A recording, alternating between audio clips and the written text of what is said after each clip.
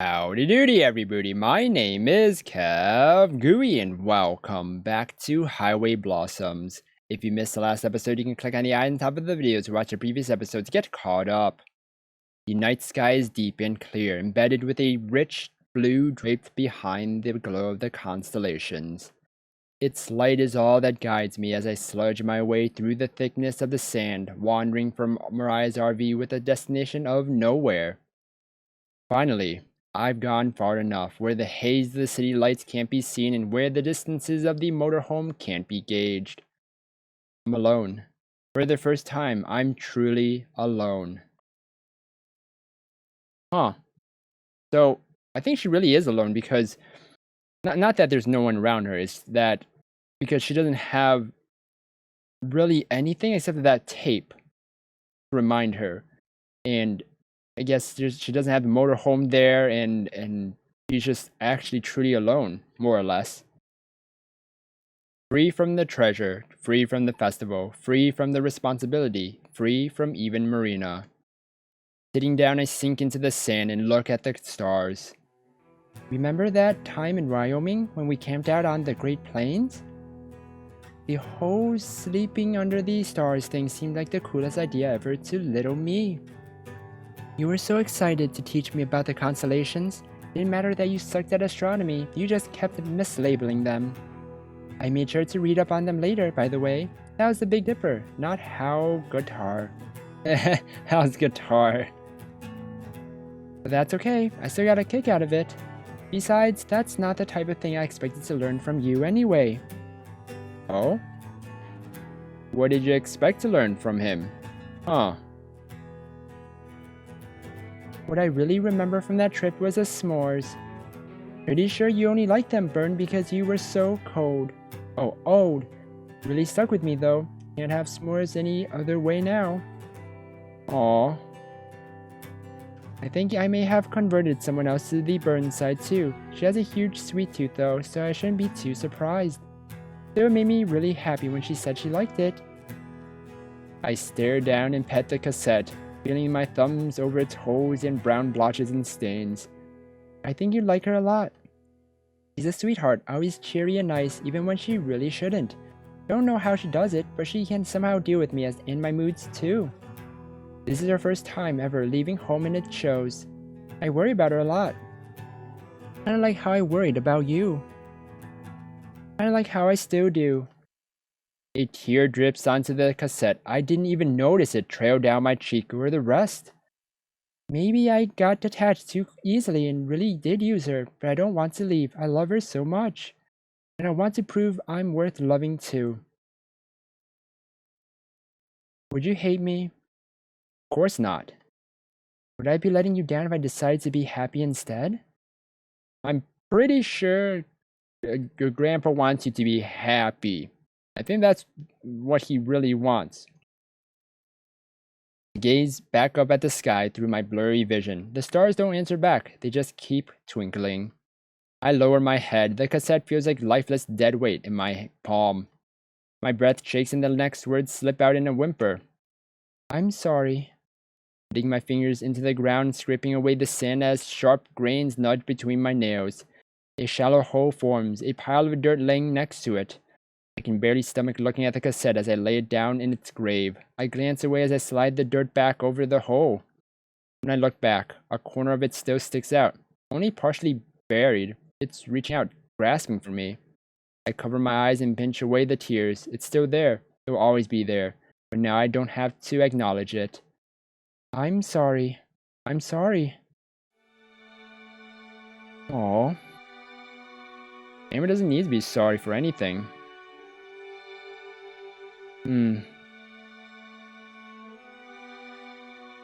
Did she sleep out there? Drenched in sweat, I gasp to life and hack the sand out of my mouth. Memories from the night before start flooding back as I choke down a lump in my throat. The desert, the tape, the stars. Marina! Head snaps to the sky. The sun is already a quarter of a way down with its cycle. Soon, it already hasn't. The taxi will pick up Marina and I'll never see her again. All because I couldn't let myself trust Marina. Damn it. I slammed my fist down, kicking up a pitiful plume of sand. Even if I ran, I'd never be able to make it in time. If only I had the motorhome. Wait. Mariah.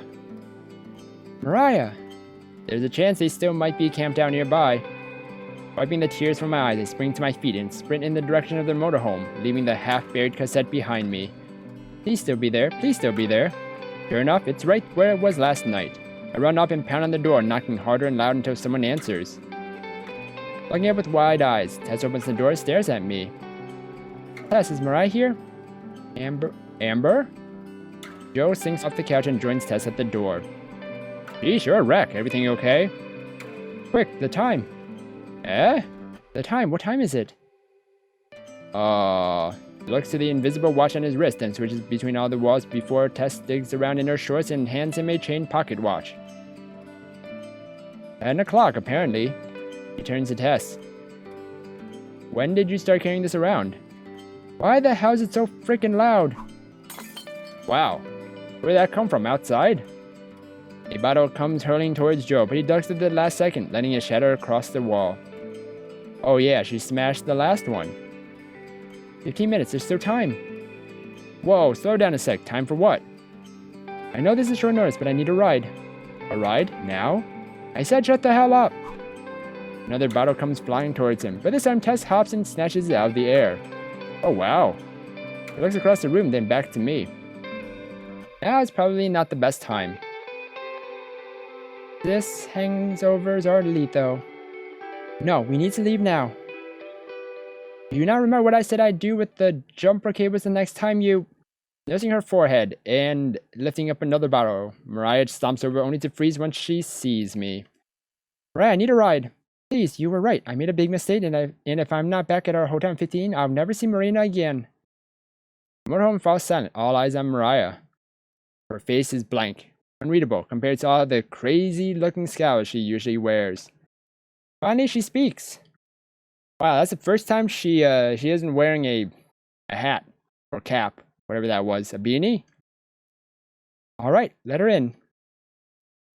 I'm really sorry, but you know how she... Wait. For real? They're all confused. Mariah closes her eyes and takes a deep, long breath. Before I change my mind. Joe and Tess shoot each other surprised glances, then shrug. Well, what do you know? Miracles actually do happen. The desert he has thawed her icy heart. Yeah, just shut up and get ready. Wow. I hop in, the other two scurry around and batten down the hatches, strapping shut all the cupboards and shelves. Grabbing her bandana, Mariah ties it around her head while I shuffle around and try to spit out a thank you. Oh, it's a bandana. So I should probably... We're all set. I'll take the wheel. Joe rushes past us with the keys, but Mariah trips him and snags them from his hand. No way, you drive like an old man. I'll drive. No, I drive like a normal person. You just happen to drive like a maniac. Besides, you're hungover. It'll be fine. Just come on. Well, They both dart over to the front seats and the RV roars to life. Tess, hair of the dog. Tess nods and runs to the fridge, grabbing a bottle that looks a lot like the ones from last night, except this one has a picture of the devil on it. She tosses it over to her sister, who showcases the same catching talent as her. Now that's what I'm talking about. Slamming the bottle in the cup holder, Mariah sticks her head out the window and backs up the motorhome. Joe shakes his head, replacing the devil's brew with a nearby water bottle while she isn't looking. That's good. You're going to need to hang on tight, by the way. Huh? Why? That's why. The crazy, Oh, whoops. My question is immediately answered as I'm flung against the couch. Tess's small frame crashes into me. Yeah, that's why, because of the crazy driving she does. It doesn't hurt as much if you relax your muscles. That's funny. Oh, he's just like, I'll just do this side thing here. The RV speeds forward. The license plate wind chime dings in chaotic disunion as the bottles and cans roll across the floor, clanging together whenever they meet. Even the table is seesawing back and forth. I look out the window. Mariah flies onto the road, cutting off an entire lane of cars. The RV hits the ground and bounces. I manage to keep my head from bashing the cot above me, but Tess lets herself get tossed around, rolling across the floor with the trash. So where exactly am I going? The hotel downtown. You'd have to be stupid to miss it. Remember who you're talking to here. Hotel, you didn't spend any of my treasure on that, did you? Mariah glares back at me, oblivious to everything on the other side of the windshield. I might have used a nugget to bribe the manager. What? I'll kill you. Wow, she's getting scary. Save the catfight for later. There are more important things to focus on right now, like the road. The road will always be there, Joe. My treasure won't. The treasure or our lives. I think everyone here already knows the answer to that one. I had Tess do the math. The treasure's worth way more than any of you. Watch out! A big rig comes speeding towards us, blasting its deafening horn. At the last second, Mariah swerves back into her lane as the truck barrels past us. The motorhome hits a bump and bounces up again. Unprepared, poor Joe's head hits the ceiling, knocking the light from his eyes. If I squint hard enough, I can see his soul drifting away from his body. I think Joey's dead. About damn time, he was getting annoying. Tess salutes her fallen comrade. Wow. There's always the sane one who dies first. We zoom past the town's welcoming center. It's not far at all now. Tess, what time is it? 10:12. I grit my teeth and glare out the window. Please still be there. Downtown comes into view. The strip of familiar stores and restaurants start forming. Mariah races down the street, ignoring all traffic lights and pedestrians as people leap out of the way and cars break into other lanes. We're almost there. Get ready. The hotel looms just up ahead. Through the windshield, I can see Marina holding onto a small suitcase as she prepares to step into the cab. I leap to the door and swing it open. Wind rushes through my hair. The motorhome is slowing down, but I don't care. How are you doing? I launch myself onto the street, tumbling across the burning concrete as the road tears against my skin. Immediately, I spring back up and dart towards Marina. Mariah screeches to a halt in the middle of the street, blocking anyone from driving through. The three of them hop out, Joe clutching his head as he stumbles out the door. Well, at least he's not dead. Amber? Before she can get another word, I grab her by the waist and throw my lips against hers. She pulls herself away and glares at me through her puffy red eyes. Aww. Oh, whoops. I lay my hands on her shoulders and steady myself as tears stream down my face. I'm sorry. I'm so sorry. Marina freezes, then she slowly softens from a glare to strain. I catch a lump building her throat, too. I thought you weren't coming back. I know, I was such a bitch. I didn't mean any of it. I love you so much, I just didn't want to hurt you. Well, what? How could you ever hurt me? I was scared. The tears don't stop. The crying gets louder. I was afraid I was using you because I didn't have Gramps anymore. I lost my family. I always wanted to help you, but I think I might be the one who really needs help. Marina can't hold it back any longer and starts bawling in my arms, hugging me as tight as she possibly can. Tell me I'm your new family. I don't care if you use me. I love you. I love you too. This time we both move in for the kiss, two blubbering idiots trying to prove just how much the other means. Aww. I'm not sure if it's her tears I'm tasting or mine, but I can still make out the soft sweetness of her lips regardless. It's funny. This entire time I thought I was the nucleus of it all. That I was the one helping her, or using her. But as cheesy as it sounds, I think Marina has always been the one helping me, from the very beginning. Through the kiss I catch a glimpse of the trio, Joe covering Tess's eyes as he slips Mariah a bill.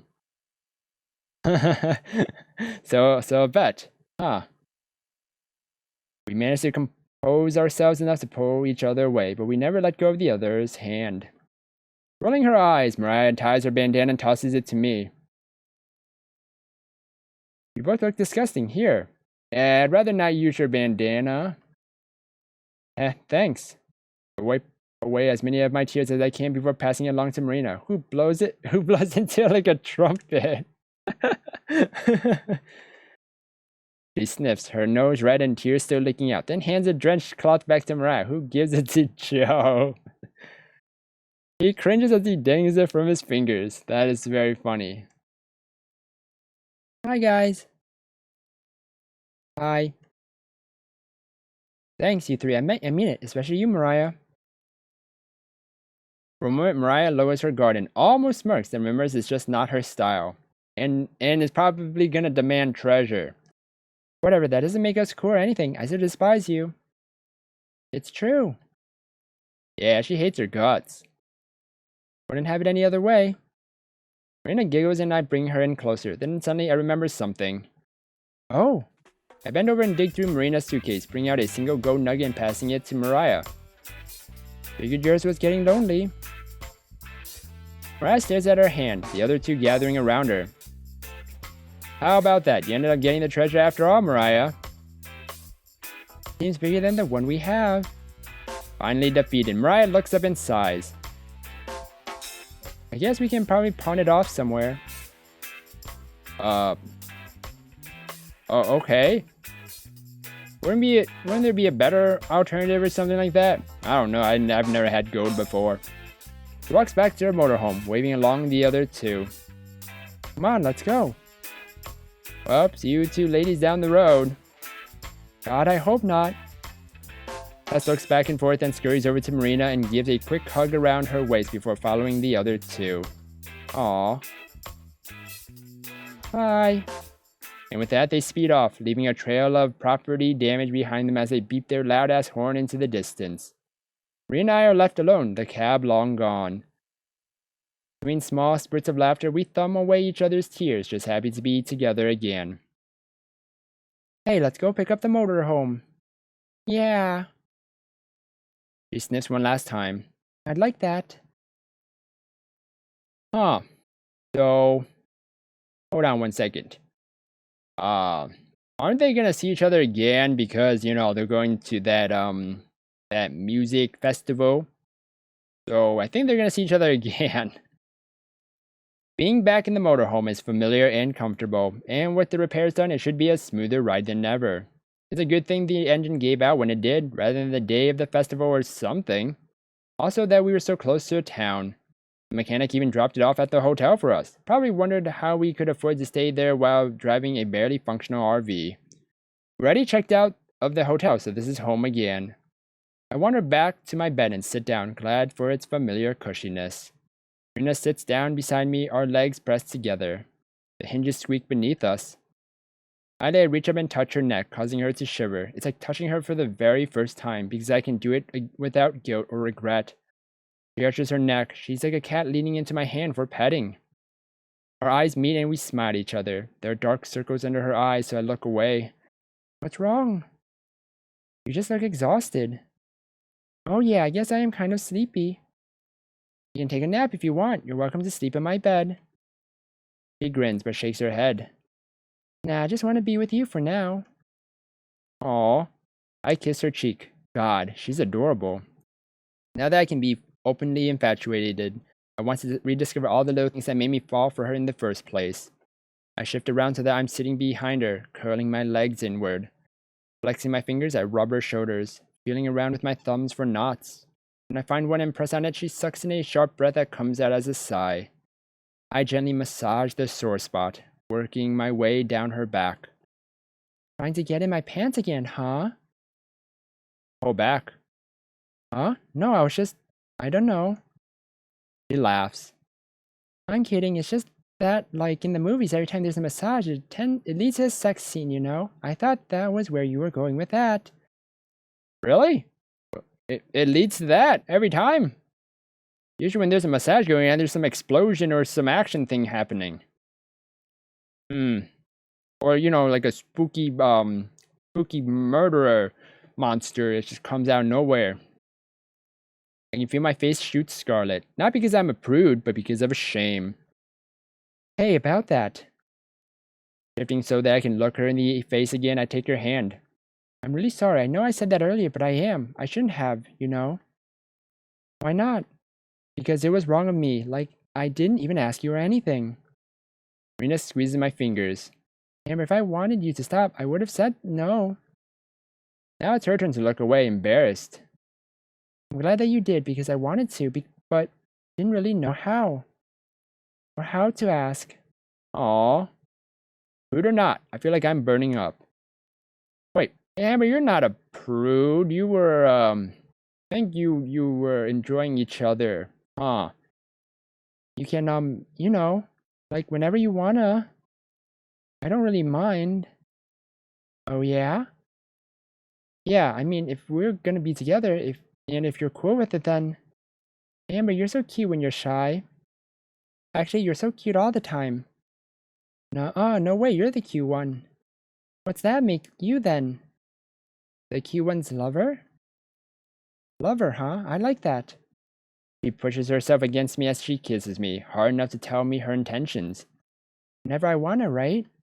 Not speaking, I just nod. What about right now? Another nod. Marina pushes me down onto my back, firmly. Oh, is this the other time? Is this the second time that they're gonna do the naughty naughty? Aw. Look at those two lovers right there. Oh. Oh, and she's, I think, wasn't Amber on the top last time? I scoot backwards up against the pillow so that there's enough room for both of us. First, she bunches her skirt to the side, then she climbs on top of me. Hands on my sides, Marina clenches the fabric of my shirt as she bends down to kiss me again. Her hair falls all around my face like a bridal veil. With one hand, I twirl a lock of her hair around my finger, appreciating how soft it is. In return, Marina moves her tongue around my mouth, more brushing against my teeth and lips. Gently, so gently that I barely feel it, she bites my bottom lip and it sits up a little bit, separating our faces. What are you doing? The answer is obvious. Gripping the hem of my shirt, Marina pulls it up and over my head. I tilt my neck as it slides off. Oh my. Maybe noticing that, Marina helps. Okay. She's slipping out of her own clothes, repositioning a little in the process. They're really going to be one with each other now. She smiles and then lays down next to me. I lay out an arm for her to rest on, curling it around her in a loose hug. Oh. Well, I guess it ended somewhat very well for them. Our faces are close together once again. So was it okay? Yep, they definitely did it. Her breath smells like Smeks. Yeah, thank you. Without thinking or so, I assume Marina kisses me. I wince a little bit, tasting myself, but don't resist. Whoa, tasting what? When we part, I sort of nod to gesture at her body. You want me to? You? Takes her a second to think about it, but then Marina shakes her head. Not right now. I kinda just want to be here like this, with you. I kiss her forehead. Okay, I like that. Snuggling close, I can feel Marina's breath on my cheek, warm and relaxed. Sometimes we'll look at each other and just smile, still bathing in the feeling of intimacy. There's no need for words at the moment. We've exposed our feelings through Smeks. I look up at the ceiling, a contented, pleasant emptiness in my head. For the first time, I'm not worried about a thing. No guilt, no anxiety. Nothing but love for the girl here at my side. Gradually, I become aware of her breathing changing. I glance over, moving my eyes, but not my head. It looks like she's fallen asleep. Aww. Somehow, that's so Marina. Uses up all her energy and then just passes out. Wait, wasn't she tired though? I pull the blanket up to cover us and close my eyes as well. And that doesn't sound bad. Aww. I'm gonna end the episode here, everybody. Wow. So we got to Marina and everything worked out for them, and it's so awesome. I'm so happy it worked out.